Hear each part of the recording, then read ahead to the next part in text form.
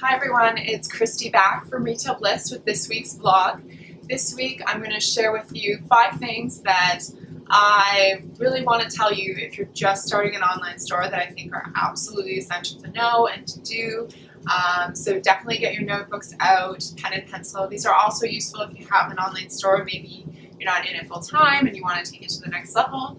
But these are my top 5 things you need to know right now as an e-commerce store owner. So number 1, know your cash flow. Does everybody know what cash flow is? If you don't, then I definitely recommend checking out YouTube and watching some videos. When I first started Encircled, which is my fashion line, I actually really didn't know a lot about cash flow and why that was so important, which is a little embarrassing. As some of you may know, I have an MBA and I'm also a Bachelor of Finance degree. So I do know about the concept of cash flow, but intrinsically in my business, I wasn't really aware as to why it was so important until we moved into our own office space, which you see here. And the reason why cash flow is so important is it's the measure of the inflows and outflows of the cash in your business. And I used to look at my banking statements, my credit card, and I'd be like, okay, credit card's at like, 10K, revenues at like 20K, okay, we're doing good.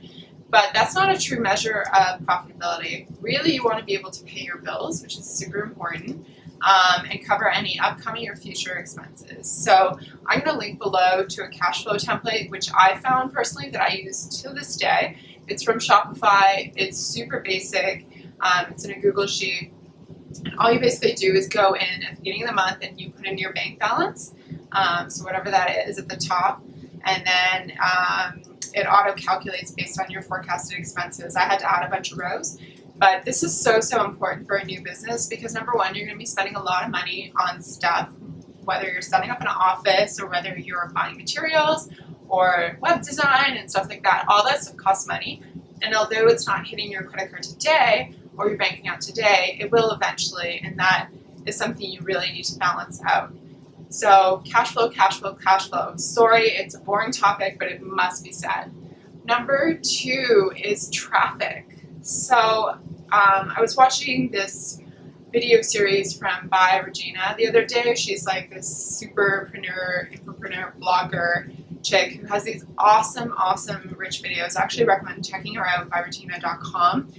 If you're really into spending some time on your blog, I think she's got great resources.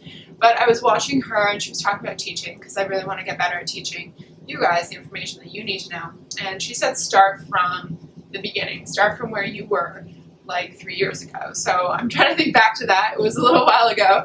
I'm trying to really step into your shoes and tell you what I think you need to know.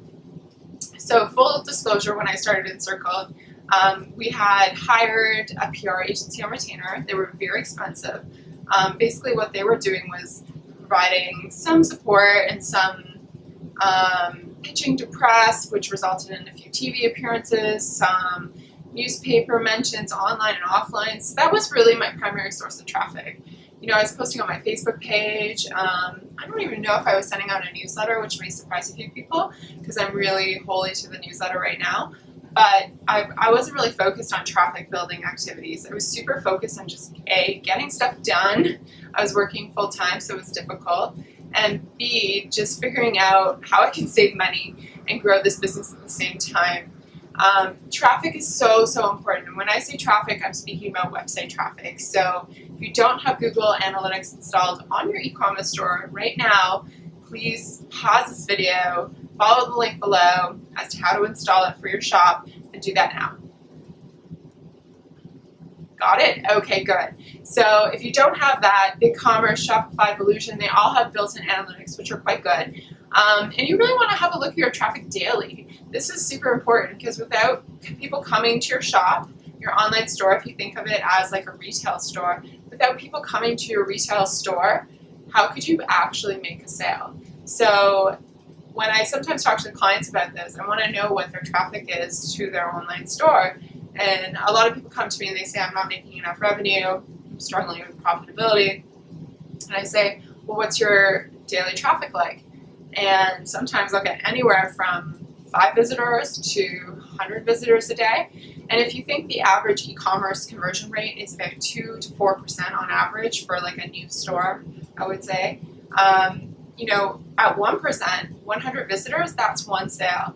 So you really need to think about how you're building that traffic base, not only in these bursts like PR stuff, newsletters, but on an ongoing basis. What sources of recurring traffic can you have? I talked about one of them in my video last week, Pinterest, which was a pretty cool video, so definitely check that one out as well. But try and think about how you can build traffic. I really think that's truly the most important thing you should be doing right now as a new business. Number three,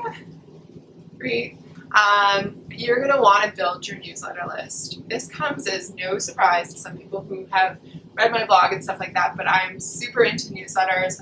They drive about 35% of my revenue for Encircled, maybe even more actually. And I spend a lot of time working on them. Number one, I love them personally. I like writing them, but I feel like they add a lot of value to my ideal customer's life, which is ultimately where you want to get to with your business. So think about what you can write about that would add value to the inbox, how you can maybe circumvent that traditional spammy, I'm not going to name any names, but major retailers who just fill your inbox with sale, sale, sale. How can you be different? What value can you bring into that customer's inbox instead of just promotions and sales? Promotions and sales are okay, so I'm definitely not saying they're bad, but I think you want to focus on going above and beyond that. So building a content schedule is really important, but also harvesting email addresses through obviously legitimate means is super important as well. I didn't really start doing this from day one, and I extremely regret that. Now we have a very large list, so I'm lucky for that. But from the beginning, I was not focused on that at all. So create an opt-in that you can be proud of. So when I say opt-in, I say an opt-in bonus. So whether it's a discount or a gift card or a downloadable video or PDF, think about what your customer would really love to receive from you. One of the things we do at Encircled is we give a free carry-on only packing list that's printable, it's super beautiful. People can print it off, save it on their computer, use it for multiple trips, edit it themselves. It's pretty cool. And we recently redid it because we have a graphic designer on staff now, and she did an awesome job. So you want to think about going above and beyond and really impressing your customer base from the get-go on your email list. And then they're going to actually refer more people to your email newsletter, which is really, really important. So number 4 is hire a designer. I know some people will be very shocked by this, that I'm saying this. I DIY'd my Adobe Illustrator and Photoshop for years, and honestly it took so much time out of my day editing photos, editing banners. Nothing was ever consistent. If you just spend a little extra money and get some templates going, so the templates I really suggest you get are like a web banner template, so templates for your homepage, your slider photos. Literally drag and drop. You can drop a photo in there and just have consistent text. Logo we had done professionally, but I would say overall branding, that's a worthwhile investment to spend some time on branding. And I know it's a lot of money, but when it's done right, it just looks great. So if I could go back and roll back 3 years, I would probably hire somebody to do my entire branding instead of DIY torturing myself doing it and coming to the place where we are today, which is transitioning into some beautiful branding. That took a really long time. And number 5, my last piece of advice to all of you new store owners who have recently joined my list, thank you. I just want to say, be easy on yourself. Being an entrepreneur is a really tough thing. People underestimate, I think, in my opinion, the emotional part of the journey. Being an entrepreneur is like constant ups and downs. It's like you're never going to have the same day. I still have days in Encircle where, I won't have days typically, knock on wood, where we have 0 sales, but I will have days where we might have like only 2 or 3 sales, and then we'll have days where we'll have 50 sales. So can you imagine the ebb and flow of that? So you have to think about how you can kind of surf those waves or flatten that ocean a little bit, because the emotional consequence of that can be really great. When I first started Encircled, I remember when I switched to Shopify, this was in like 2013, I switched over, I was super excited, and I literally had 1 sale in the month of March. 1 sale, and I knew the person. So If you want to know anything, now we're doing on average, I would say 300 to 400, sometimes 500 sales a month. So you can get from that one sale to something bigger. It just takes time, determination, focus, and a plan. So be kind on yourself, take all the self-care time that you need, and celebrate those successes because they're really, truly an accomplishment. So those are my 5 tips. Thanks for watching. I'll be back next week, and hopefully you'll leave me a comment on my blog. I'd love to hear what you'd love to hear me talk about next.